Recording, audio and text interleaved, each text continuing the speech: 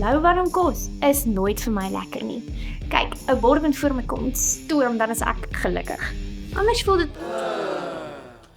Jesus gee vir ons amper half dieselfde idee. Hy sê vir ons in Openbaring 3, ek ken jou dade, dat jy nie koud is nie en ook nie warm nie. Maar omdat jy lauwarm is, gaan ek jou uitspoeg.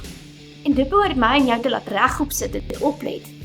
Om het reg te verstaan moet ons die prentjie sien wat hulle sou gesien het. Daar was 2 bekende plekke. Een het warm water gehad, met fonteine wat warm was en mense genees het, en 'n ander plek met ijskoue bergwater, vars, skoon en verfris het.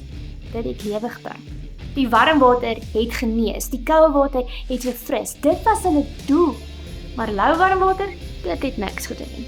Inteendeel, dit het mense net siek gemaak. Soos hulle dit in hulle mond gesit het en agtergekom het in slou, sou dit uitspoeg, sodat hulle nie siek geword het nie. So wanneer Jesus sê, jy is lauwarm, sê hy nie net, jy's nie passievol genoeg nie, lyk vir my of jy meer lewe het nie. Nee, hy sê, jy het nie meer doel nie. Jy bring nie genesing nie, jy bring nie verfrissing nie, jy maak nie 'n verskil nie. Jy sê jy's 'n Christen, but you don't act like it.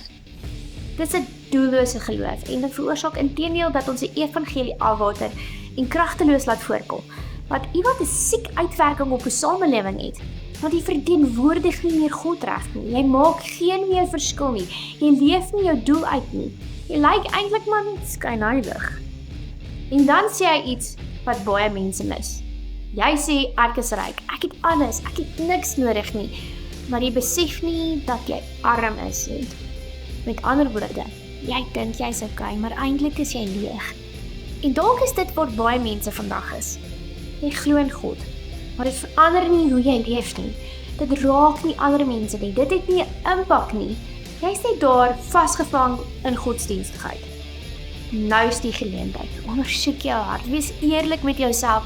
Is ek nie blij? Of lewe ek so voluit vir Jesus dat my geloof werklik 'n uitwerking het? Lewe ek my doel uit? Of het ek lauwarm geword? En as dit jy is, God gee ons die geleentheid om dit reg te stel.